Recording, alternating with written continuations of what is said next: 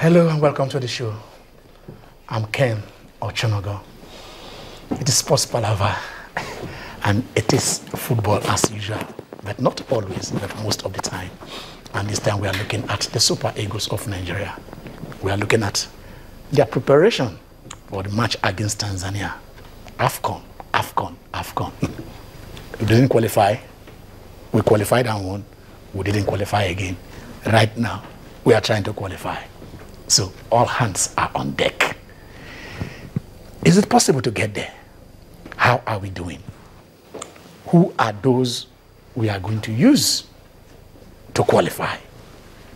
That is the crux of the matter. We have two sets. I don't know how that dichotomy came about, but we have two sets of professional footballers in Nigeria. The home-based and the foreign-based. The home-based ply their trade within Nigeria. 100% of them, yes, I can say that confidently, with the Glow Premier League. That is our own Premier League. But then, outside the shores of the country, cross to Cotonou to Ghana, or to South Africa, or you go to Europe, you have the foreign-based.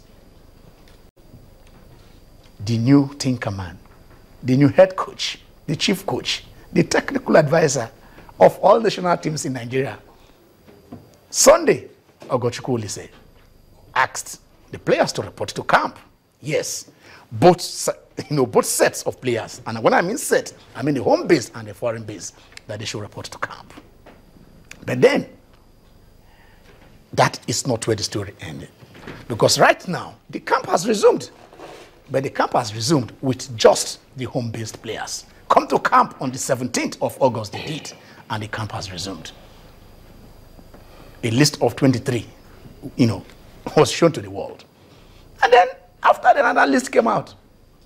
A list of 18 foreign-based players that they should report on or before the 30th of August. So, between the 17th of August and 31st of August, the home-based players will be here, while the foreign-based players will now join them. So, what are we looking at today? Why do they have to come to camp differently? Why not report to camp at the same time? That is the issue. But then, let us hear for those who are for or against. My gladiators are in the house. And I tell you this, they are raring to go. One is crying, injustice. The other says, I don't think so. So let's see with the man who is saying, this is Blue Mother. Wale Adekoya. Good afternoon, Wale. Good afternoon, Ken. Good afternoon, viewers.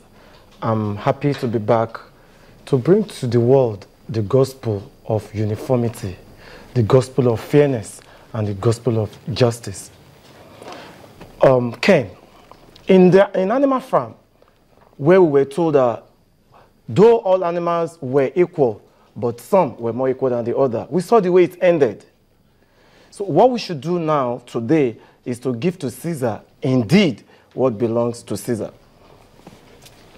I don't know if he spoke in parables. I don't know if you picked what he just said. But he says, all animals are supposedly equal. But then, the PIGs seem to be more equal than the other ones. And then he says, give to Caesar what is Caesar, and what is to God, that which belongs to him. But then somebody smiled at that. He's saying, I don't know what this man is talking about, but can he clear the air? Prince Will Oviesan. It's a pleasure being here, Ken, and good afternoon to our esteeming viewers all over the world. I just have to say this quickly. He spoke about justice, equity, and fairness, and unity. The national team called the Super Eagles is one team filled with embodiment of young players, and there's unity, there's equity in that team. But you see, something must be properly cleared out here.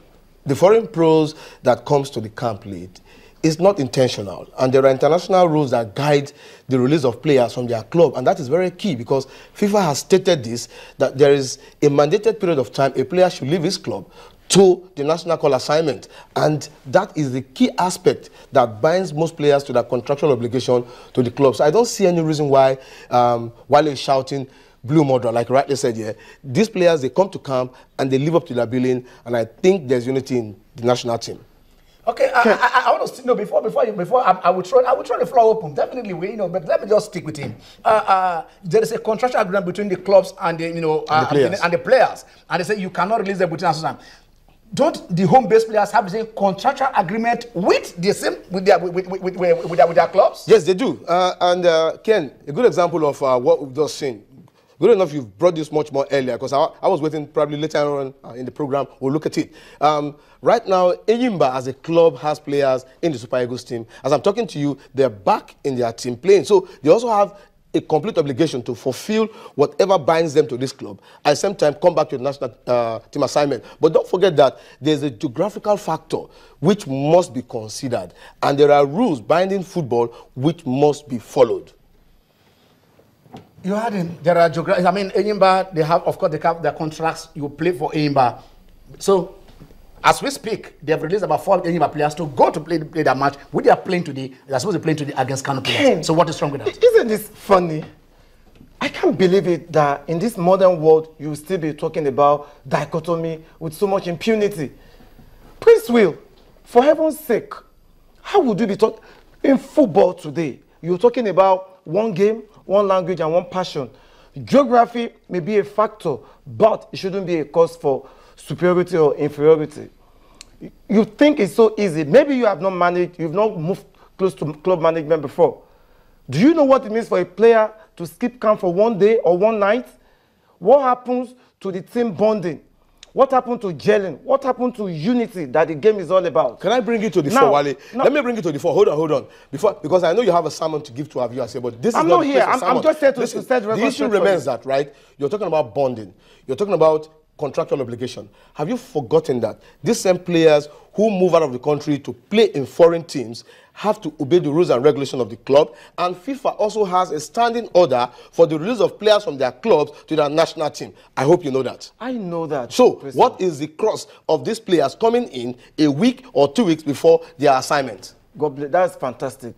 Ken, it's simple. The issue is footballers all over the world. It doesn't matter where you play. It does. They are, all footballers all over the world, they are guided by a single rule. Yes. And that is what you call the FIFA regulation on status and transfer of players. It doesn't care. We don't even want to know if Nigeria is not only the country that we have professionals. What about the Spanish national, the German national team? Some of their players play their trades outside the country. However, you just mentioned Spanish. You just mentioned Spanish. No, I'm not going to hold on here because you have to get this clearly. You're being biased here. You have to get Ken, listen to this. Fabregas plays in England, right? The same time the Spanish players in Real Madrid and Barcelona report to camp, it's not the same time he goes to camp. It is the same time. It's not the same time. It is the same time. It's not the same time. It is the same time. Because it is the same time. Because there is no club. Excuse me. Don't misinform the world. Don't misinform the world here. Whenever, listen, whenever there is an international competition, all players are guided by the same. FIFA's rule does not know geography. Excuse me, FIFA's rule does not know geography. It's one common rule. Let us get that rule straight. The rule says when you have one competitions, when you have international windows, you have international windows for friendlies, all players are supposed to be released at the same time. Let me read the rule for you if you don't know. All players don't know at the same time. So don't bring that here. Let's get it straight. No, hold on. Let's get it straight. You have what can read out here. It's simple. That all players must all players. Irrespective of where you live, it doesn't matter. You have to manage it. We just give an instance of Enyimba. We just give an instance of Enyimba. Excuse me. That they had a game to play. The national team coordinator released them back to the club, and that is key. The national team coordinator. Yes, release these same players back to the club. And what we are doing here, there's something is. Don't also forget that the area compensation. He asked a question. Let me tell you what you are missing. He asked a question here. He said, and that is, I don't know if you heard him when he said, if the player misses camp for one day, if a player misses training for one day, it can never be. I mean, how that synergy that is supposed to the tactical nuance as well. How will that thing come? You just pick the player from the national team, bring them, and then they just play without training with the team. No. Why is it? Or do you think football is boxing? Does football look like boxing in your eyes? Hold on. It doesn't work that way. Okay. You see, one of the reasons why most coaches look up to the foreign players is the technical input they get from their clubs. Absolutely wrong. It is a fact. It is a fact. And that comes to play. And that's an edge over the domestic pros. Fundamentally, I beg to disagree. What are we talking about here? Are you aware of the fact that even some of these players you're talking about. The national team is not a place where you begin to spot if this player is good or bad. That's a fact. Our coaches are lazy. We have the chief coach. Whose fault? The fault of the same coaches who are demanding dichotomy. Wale, I don't think... The fault of the same coaches who are expecting the home base to get there. I don't think you're driving home. You're driving home what I want to hear. Do you know the pressure of this game? Please, hear me out. I've stepped down for you twice. You have to hear me out, Principal. Okay, Let me tell you. The moment you have a dichotomy in the date and time that players report. What dichotomy? When there is FIFA rule guiding the release of players? You say you hold on. No, but let me just can we trash that out first? While I'm coming back, can we trash that? Yes. You're insisting on this issue of players coming to camp at it's complete rubbish. At a stipulated period. The stipulated period. I ask you, are we playing a professional league in Nigeria? Yes, we do. Is that same law applied? Is it also applicable to our only? Yes. So if it's applied, why do you have to? Okay, I will give you a direct answer. Okay, and a definite one. Yes. That has to do with those who implement our sport policies. Yes. It has to do with the coaches. Then blame them. Don't put it on the players. No. Is it so difficult to understand? No, the players. If you cannot manage a crisis, then you have to bear it. Don't push it on the players who are here home. Whose the fault? fault of the management and the same coach who is insisting. Thank you, Wale. You're dancing to my tune. What kind of a tune? You do not pull that. You do not pull that on the players. Because you what you don't know. Look at what is happening today in the land. Okay. Our two best teams, arguably now.